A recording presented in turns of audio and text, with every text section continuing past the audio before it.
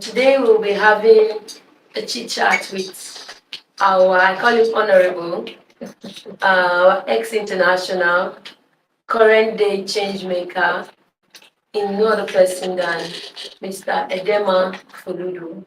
So I think that's the best I can do. So please, sir, could you give us a proper introduction on yourself? Basically, you're right. The truth is that my name is Edema Fuludu. I'm a former Super Eagles of Nigeria footballer. Played for the Super Eagles of Nigeria a couple of years.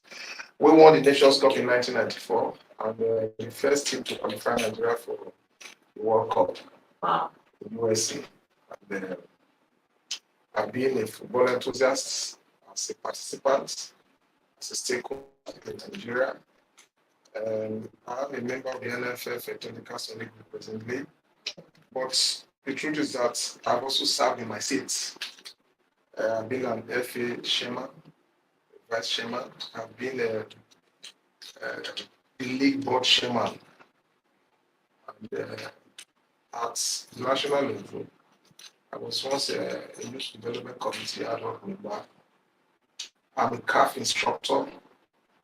I'm a FIFA coach educator as it is. So these are just the background. And because I'm involved in an NGO called CSED, which is the national coordinator, I get involved in almost all sports, but particularly netball, cricket, chess, in which you are partnering with us, and a host of others. But netball has been the in thing. Why not running away from football? Because I've coached a couple of clubs too in Nigeria. Their Premier League side, Warriors from the state, Delta State of Nigeria, and also coach Vendor Insurance. So presently I do coaching education, mostly in netball trained coach, but not at the high level, but I'm impacting on the girls through schools. So that's what we're doing. If we need to talk more on that, we'll have to go ahead and discuss. Well, that's quite a wrap.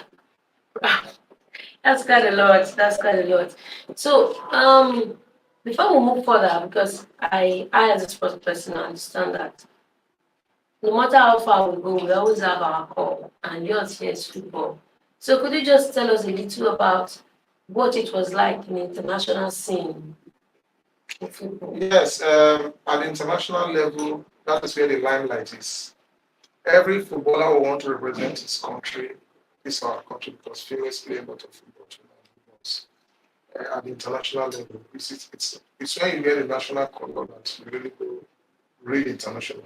At club level too, you can play international, but it's club side football. So it's not counted as caps. But when you play wearing the national jersey, they count the caps for you. Now at club level, I played with the Nigerian Bank back in the 88, 89, where I was a youth corper. Just leaving the university to serve as a youth corper. I played for NLU, went to West African coast. That was when, football make you to see a lot of things. So international football made me to start traveling. First, Cote d'Ivoire, Mali, Guinea, Benin, Ghana. So the whole of West African coast, we were traveling and playing games. And then when I went to BCC Lions of Boko, in 1990, we also won the Mandela Cup. It was then called the Winners' Cup in Africa. And we became champions by beating Club African of Tunisia. Incidentally, it was the same Tunisia I won the Nations Cup. So it was there I also won the African Cup Winners' Cup under Koscielny and Olden then. And we were hosted by the president then, in Magida. We were hosted by state governors and a lot of accolades went with it. It's still that continental games that made me to also start traveling. I went to North African countries. I was in Libya, I was in Morocco, I was in Tunisia, and then when we come to South side of Africa, we had Mozambique, South Africa. So football basically made me move around. And then at the national team level, Now begin to include Europe, and America, and Asia. So I've been to a lot of countries through football. I was in the USA 95 Cup. I was in Brazil, Porto Alegre, Copacabana, played games there. I was in Bulgaria, been to Romania, I've been to Switzerland, I've been to Sweden, Been to a I've been little to UK, and a lot of places. I was in Thailand, I was in India. So football at international level makes you travel wide and get knowledge and see the world. You see the world more than those who are senior and are sitting there in one place. So that was what happens at the international level. When you play football at that level, you also meet great names, great players. Like when we played against Colombia, Carlos Valderrama was one great name. That player with bushy white hair, big round, and everybody admires him. And played against him. And I was even given the task of marking not to let him play. That was a quality and good player. So football is just wonderful, especially because it's the king of sports. Everybody is with football. So at international level, I've traveled a lot with football, got an experience. I had to play in Turkey at a point. Spent 3 years there, club side. I came back to Nigeria, went back to school again. You know, in my school days in Unibel, I was a school football captain. I got scholarship for playing football in the school. I didn't pay for accommodation any day. Then I earned money as a student. I was earning money and playing, but it didn't deter my academic capabilities because while playing, I was also reading very well and I was doing well academically. So when I came out with the second class upper in Unibel in that 87, people were saying, how could football have done that? But it's about priorities, dedication, and all my coaches have been on that. They always say, good boy, I work hard and I play hard. Wow, that's quite an interesting life. Very interesting. Very interesting. At least getting to know this will give people, parents, the confidence to allow their children involved in sports. Yes. And young people too, they will also know that there's something other than the fun to get out of sports. Yes. I think you've really set a good pace for us. Sports creates a lot of inclusivity. It creates togetherness. It creates social cohesion. I did some courses on there's a sports school in Germany. We did online courses, social integration, social cohesion, sports as a tool for education and stuff. I came to learn from my personal experience that parents must allow their children to know the sports. Government must consciously begin to invest more in sport because it takes a whole lot of the looks out of vices. It makes them have concentration. It makes them become better citizens. It gives you direction because when you do sports, sports is regulated. There are rules and regulations. And when you begin to obey rules and regulations in sports, you also bring it to the larger society. You cannot be driving against the traffic and see red lights and try to run against the traffic because your background for sports tells you that this is wrong, this is right. So a whole lot of things gets in. I tell parents who sometimes I counsel about children who are playing sports and say, he's playing sports, he doesn't want to study. I say, no, he loves sports, he or she loves sports. Allow them play. Give them the condition that I need good academic records because they love the game. They may increase their performance in academics. That's why we need to catch these young boys who play football. If you don't have good schoolwork, don't come and train with us. Because they love the game. They will make sure they read and come back and do it. Wow, that sums it up. That sums it up. Now, I've followed you for quite a while, followed you closely. And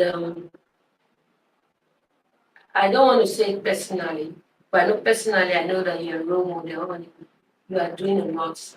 Because even now I know you're coming from a place where you've just got to impact young people. So I would like you to tell us about what you are using sports to do right now, because we need to know how you are changing lives, how you're impacting the society, even the larger society, using sports and education So I would like to hear from you. Yeah, because of my background in nursing education and because society begins to value the fact that, oh, he played good football, he played to a level and yet he's educated. He's a role model to society. We're impacting our young ones with children. For example, I'm just coming from a school now, Yoruba based school, where I want to impact on netball. Our NGO actually train teachers so that they can impact on the students. And in doing that, CSED was able to look as national coordinator, sometimes share these people. I cannot go around everywhere, but I do train people to get involved. So I was telling the young girls today that look, you are vibrant, you are young. Do this on a sport. There's badminton there, there's football, there's table tennis. And I said, I've come to teach you what to do. Learn this game because you will be academically better in terms of ability to assimilate and digest.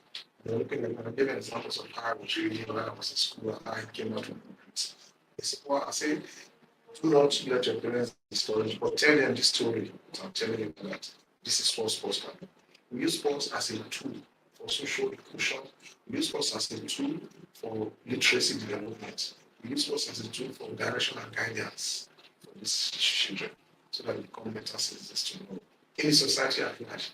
So when we train them and tell them this is what they can benefit, they begin to understand that yes, I can do sports, I can still get educated properly. I told them that it's one of the surest way of making money in life. There are guests from Botswana, they said to Malawi, Zimbabwe, South Africa, Kenya and stuff that are making money from netball. It's not as if they are better than you Nigerian kids. Because when Nigerian kids get into the system, they become stronger and even better.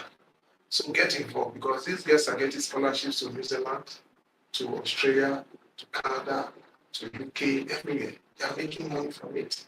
There's a girl from Malawi that have been able to build for her parents. There's one from Botswana that's selling hard currency, foreign exchange, same for the country. So she gets money and sent to the country and the parents earn good money and they're living well. So these are things that they will benefit. But it's not just the money, it's about, they as human beings. Because sports is about first entertainment, business angle, and making the children become better human beings. So we're impacting because when it comes to netball, cricket, and the rest, we have been able to touch lives. Netball, particularly, we've trained teachers in Edo State, we've trained teachers in Bayelsa, we've trained teachers in Akwa Ibom, we've trained teachers in Ondo State, we've trained in Enugu State, we've trained in Taraba, and we are still going on. What we are doing is that we want to get by 2027 about 1,200 teachers trained. This will impact on the schools. And then we'll have millions of Nigerian girls participating in netball. So we have those who are in football, those who are in netball, those who are in other sports.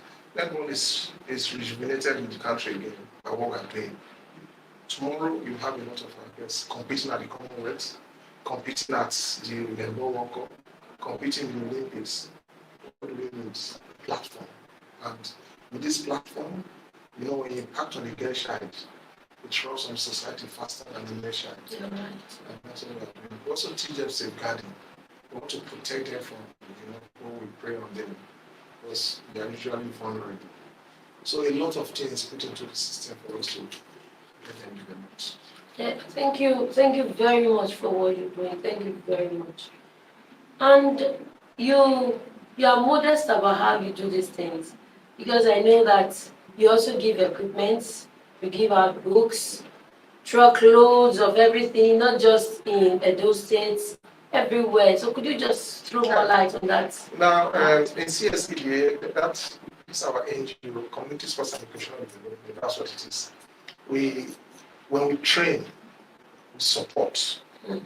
For example, in netball, when we bring 30 teachers for a training session, we equip the schools with basic training facilities.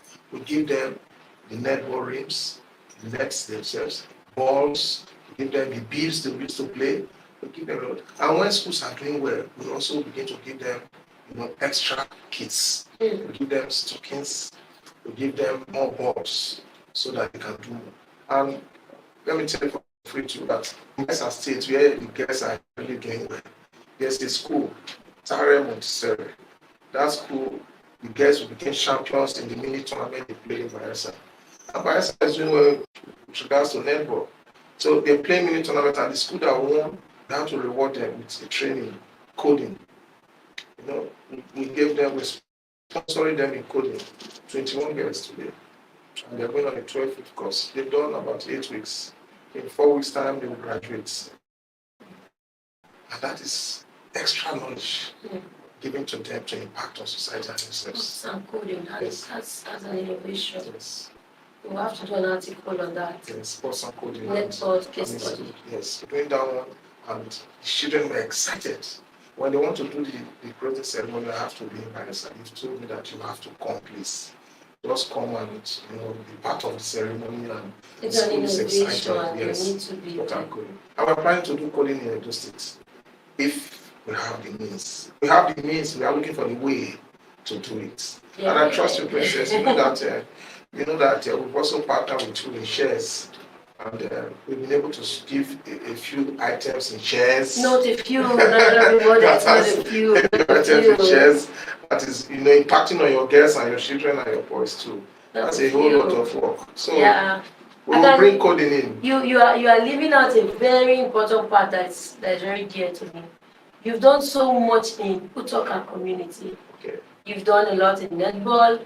You've provided badminton nets, tennis nets, rackets, yes. Books, balls, bibs, so many things. Books. Yes. That's community, as in down to, and because of what you've done, we have a rising phenomenon. That's the Utoka Football Club. Yes. And the Utoka Netball Club is coming up. Wow.